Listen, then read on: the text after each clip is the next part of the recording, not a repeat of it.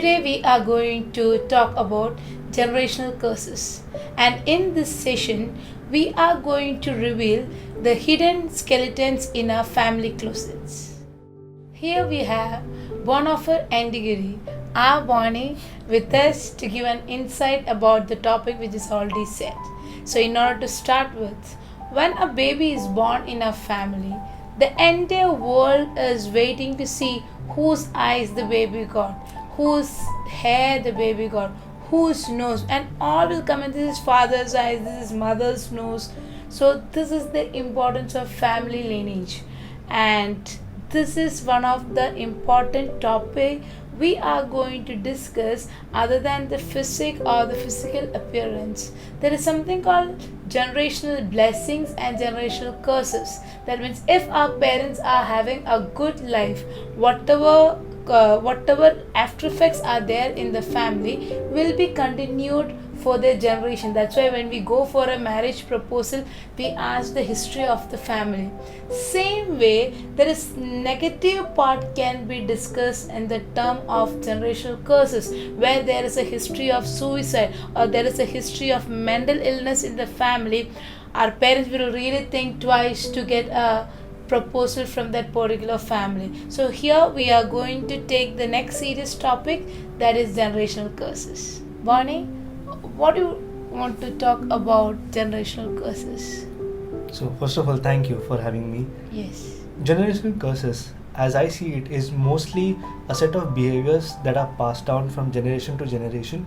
It's more to do with our genetic code, it's more to do with what our forefathers did, and I always believe that it's actually their qualities or their inherent DNA structures that we carry. Yes. And from generation to generation, it just happens that we end up imbibing and we end up developing the same kind of responses that our forefathers had to a particular set of environment or habitat. Absolutely. So Correct. that for me is generational. Now curses comes where if there is a breakdown between a law, okay, or between something that it was not supposed to happen in a moral environment, and you kind of go through it, for example, maybe murders or alcohol or those kind of evil. Now what happens is when there's a breakdown in that moral law, there's a curse that is involved. Right. And that curse, for whatever reason, gets passed down from generation to generation, and then because of that the behaviors of every subsequent generation gets altered, and that is generational curses for me. Very good, Bonnie. I would like to add up from my side, because I'm from pediatrics, and the pediatric aspects always look into, as well as psychiatric aspect, always look into the family hereditary. Correct. So when you talk about a congenital illness, that is a baby is born with a birth disorder, the first thing what we are asking is, do you have a history of the same in your family? Very true. So very important with the family history of an illness. So if the psychiatric illness, if there is a case of depression or a series of suicide is happening in the family, we ask about the past. Definitely. So this is the importance of hereditary the importance or the impact of hereditary while we talk about generational curses. There's one interesting that I would want to add, and that is again from the scientific fraternity, and that is about epigenetics. Now epigenetics basically is the programming of the DNA and the kind of expression coding that happens in our DNA. Now what that does is it basically controls the response to a specific environment. Just to give an example, during 9/11 there were many pregnant mothers who experienced shock and fear and stress, a very high intensity of stress. Now these pregnant mothers, when they experience these emotions and when they gave birth to babies, those babies eventually ended up getting the same symptoms of fear. So their stimuli to fear was exactly the same as how their mothers faced, and that was obviously not before 9/11, but because their mothers experienced it, it got passed down to them, and now they have that same stimuli and they have the same response to fear and to terror, or through bombing or through any lot of crowd. It's difficult, and that's how we see that that passing of the genetic coding from one generation to another is so important. Bonnie, one thing to add, when you are talking about science, is the limitation of science. Yes. Science has no answer for any kind of family issues. If the suicide is moved on from one generation to another generation, no one can stop the suicide tendency to the next generation. Correct. True. Only counseling can be given, True. or supportive management can be given, so that the child will not die. Correct. So this is the only thing. If suppose if we talk about another bleeding disorder, thalassemia, if the parents are having, we give genetic counseling not to have children. And if they have children, we ask them to go for continuous blood transfusion or bone marrow transplantation, just for the survival of that person. Actually, there is no treatment for, I would say 99% of the congenital illness cannot be cured. This is the impact of hereditary in each one of our life. Then another concept I want to say, Bonnie, when you and I have a normal life, no one is bothered about the hereditary and generation. True. But if some series of things are happening throughout the forefathers and fathers and children, then we think about the concept of generational curses. We can see there are some families where the barrenness is common, that the women of the house are not having children. And how much of a modern we are in the concept to speak, if you are not able to produce a child, you are called as cursed, or there is something less in you. It's not my opinion, it's a culture speaks.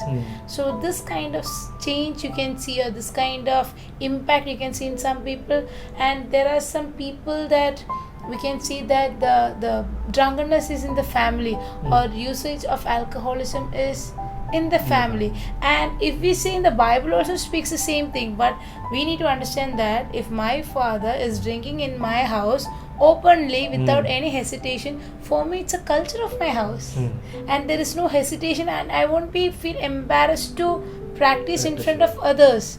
Whereas alcoholism is not allowed in all the public places. It's not because of the moral values, maybe because of the side effects. So whatever issues it has, alcoholism is not supposed to be practiced. So what happened from the father, the alcoholism is transferred, the culture of having alcohol is passed to the generations without any issues. So what happened, the curse what the father is bringing will be transferred generation to generation. So Bible is not wrong to say that the curse of the family goes from third to fourth generation, but the blessing he is giving a higher chance of 1,000 generations. Definitely. So that is one concept. Another thing is sexual promiscuity. You can see that in some families it is very evident, and we really wonder, we may not know what is the grandmother's habit. When you see the daughter walking around like this, we really think why this is happening. Definitely. And the girl is not able to understand why she herself is behaving, going with 100 boys. But understand, there is a curse because long time ago the grandmother might have done something wrong. Definitely. What do you think about it, Moni? I also see the same way. In fact, for me, blessings and curses both come on the same line. Right. Though I would give more weightage to blessing, because blessing is a much more stronger element in terms of our lives other than curses. Because curses is something which is a consequence of us disobeying a law. Right. Blessing comes because we obey that law. Yes. Now, in the Bible, Deuteronomy chapter 28 is a hallmark chapter which actually shows and paints a beautiful picture about blessings when we obey God, Right. and curses when we disobey God. I mean, even reading Deuteronomy chapter 28 just right off the bat is so amazing, because you get a clear picture of how God visits the sins or the iniquities or the faults of the sons and the daughters from one generation to the second generation, to the third generation, to the fourth generation. But when it comes to blessing, and that's why I say blessing is stronger, because in blessing God visits because of the blessedness of the obedience of the first generation, the blessings continue to 1,000 generations. Right. So we see here that the first generation, in fact, I'll give you an example from the Bible itself.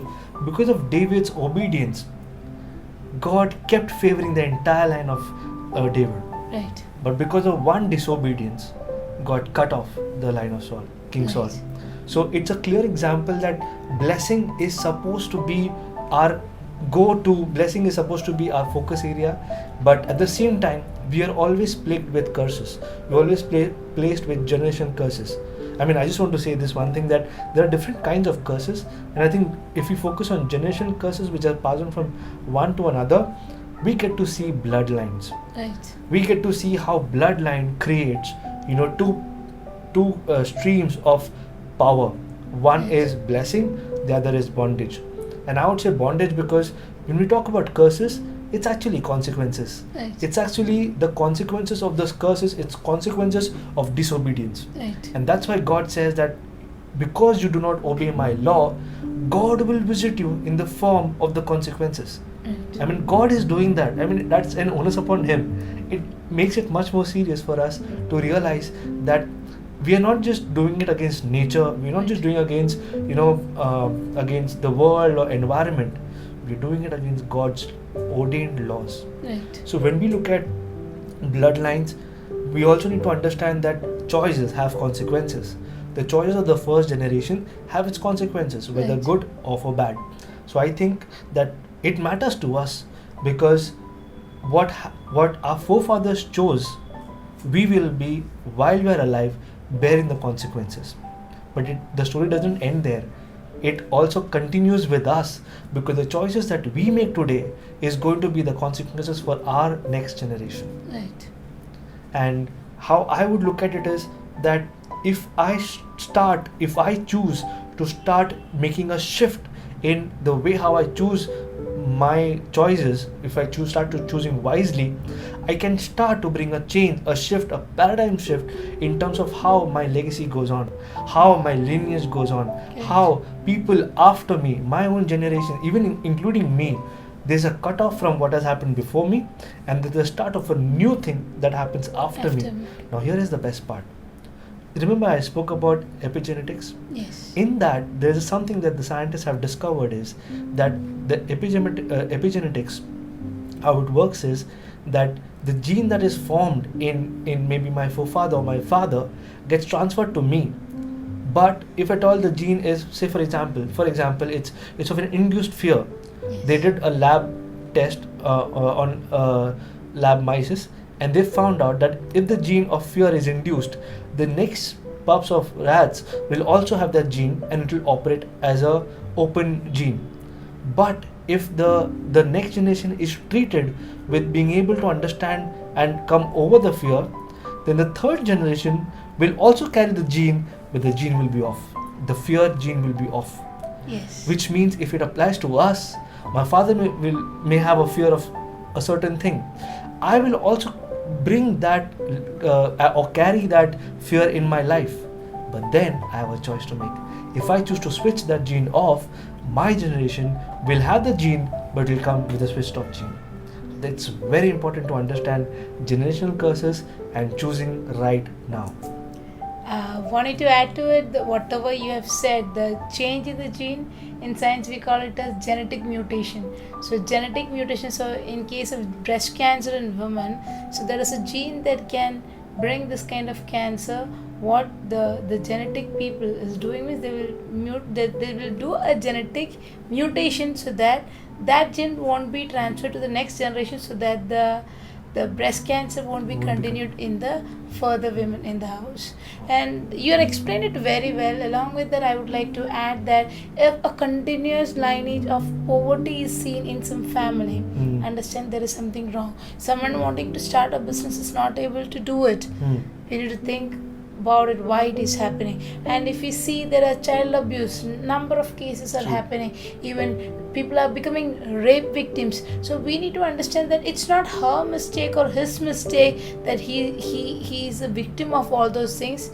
There is much beyond what we think than the flashing news what we can see in the newspaper. Definitely. Even witchcraft, even science won't accept that. But if you talk to any layman, they will talk the importance of witchcraft. I've seen n number of cases coming and telling me that they are affecting with this kind of illness just because of witchcraft. And there are various diseases. Actually, Bible really speaks about diseases that is hereditary.